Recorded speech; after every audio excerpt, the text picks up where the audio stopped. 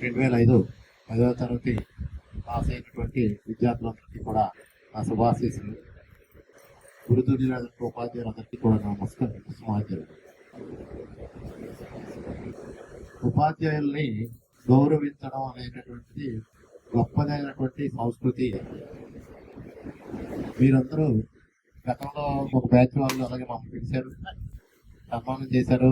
మేము ఎంతో సంతోషించాము.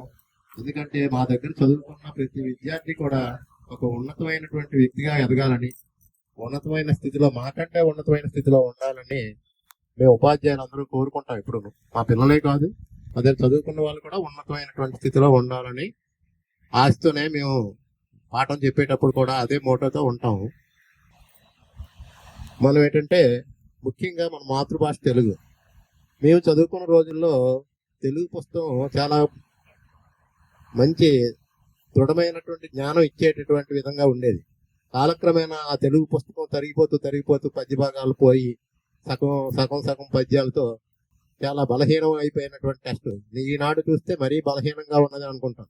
అక్కడే మోరల్ విద్య అనేటటువంటిది తెలుగు పుస్తకంతోనే పోయింది.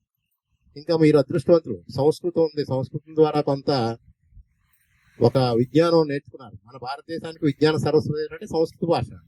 మూల భాష అంటే సంస్కృత భాష. ఆ సంస్కృత భాష మీరు నేర్చుకున్నారు కాబట్టి మీరు చాలా అదృష్టవంతులనే చెప్తాను. ఆ అదృష్టం ఎంతో మందికి కానీ రాదు. దాని ద్వారా కూడా మీరు కొంత వివేకము, జ్ఞానము, ఎలా ప్రవర్తించాలా అనేటటువంటివన్నీ ఆ భాషల ద్వారానే మనకి వస్తుంది. అలాంటి మూల భాషలు నేర్చుకున్నారు. మన పిల్లలకు వచ్చేసరికి ఇంకా తరం మారిపోయింది. మీరు చదువుకునేటప్పుడు మా గురువు గారిని చూస్తే భయం. గురువు గారు కనబడితే ఏ సందులోంచో దూరిపోయి పారిపోయేవాడు. అంత భయం నుంచి ఈ రోజు కూడా మళ్ళీ అదే పరిస్థితి వస్తుంది. పిల్లల్ని చూసి పారిపోవాలేమో అనుకుంటుంది. అది అంత దురదృష్టకరమైనటువంటి ఈ రోజు మనం అన్ని ఈ తరాలు 3 తరాలను చూసాం మేము. మా దగ్గర ఎంతో ఒకే స్కూల్లో 150 మంది చెప్పి మీకు జామెట్రీ, మ్యాథమెటిక్స్ చెప్పగలిగినటువంటి స్థితి నుంచి 15 మంది పిల్లలకు చెప్పలేని స్థితి ఏటా నాకు అర్థం కానటువంటి స్థితి ఈ రోజు కనబడుతుంది. ఎందుకంటే ఆ రకంగా పిల్లల్ని ఇప్పుడు ఏమీ అనకూడదు. బోల్డ్ చట్టాలు వాళ్ళకి అనుకూలంగా ఉన్నాయి. కొడితే తప్పు, తిడితే తప్పు, ఏమరా హోంవర్క్ చేయలేదు గట్టిగా మందలిస్తే ఆడు వెళ్ళి ఏ కంప్లైంట్ ఇస్తాడో అనే భయం పరిస్థితి ఉపాధ్యాయులకి ఈ రోజు దాపురించింది. ఇవన్నీ కూడా సమాజంలో అనేక మార్పుల్లో ఇదొక భాగం. అయితే ఒక విద్యార్థి చిన్నతనం నుండి ఒక చదువుకున్న వ్యక్తిగా మారేసరికి తన తాలూకా సంస్కృతిని కూడా మార్చుకుంటూ రావాలి. ఉన్నతమైన స్థితికి ఎదగాల. దిగజారేటటువంటి పరిస్థితి ఏనాడు ఒక 10 మెట్లు ఎక్కిన తర్వాత కిందకి దిగజారకూడదు. ఆ దిగజారకుండా మీరందరూ ఉన్నతమైన స్థితిలో ఉంటూ మీ పిల్లల్ని కూడా బాగా తీర్చిదిద్ది ఉన్నతమైనటువంటి దిశ వైపు మళ్లించి మీకన్నా ఉన్నతులుగా తీర్చిదిద్దాలని ఈ సందర్భంగా మీకు నేను ఆశిస్తూ ఉన్నాను.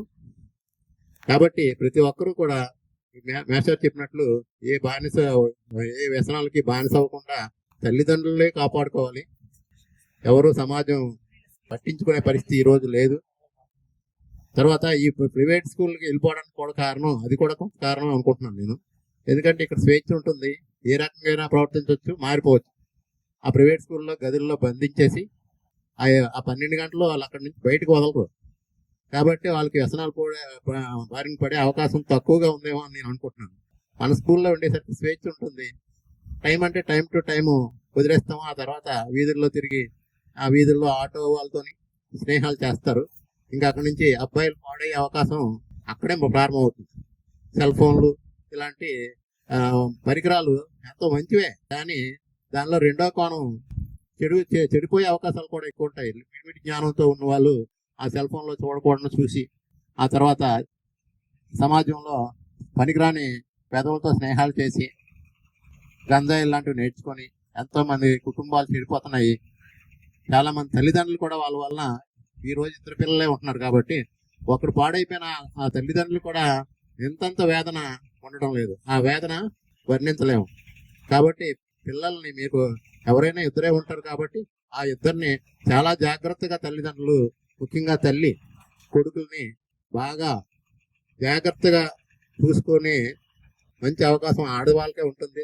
తల్లి ప్రతి క్షణం అబ్బాయిలను గ్రహించాలా, అలాగే అమ్మాయిలని తండ్రి కూడా తండ్రి దగ్గరికి అమ్మాయిలు వస్తారు కాబట్టి అమ్మాయిల్ని బాగా ప్రతి చనువుగా ఉంటూ ప్రతి విషయం తెలుసుకుంటూ ఉండి ఆ తల్లిదండ్రులు ఇద్దరు కూడా పిల్లల్ని బాగా తీర్చిదిద్దాన్ని మనవి చేసుకుంటూ ఈ అవకాశం ఇచ్చినటువంటి ఈ సభ వేదికకి నమస్కారాలు తెలియజేసుకుంటూ విరమిస్తున్నాను.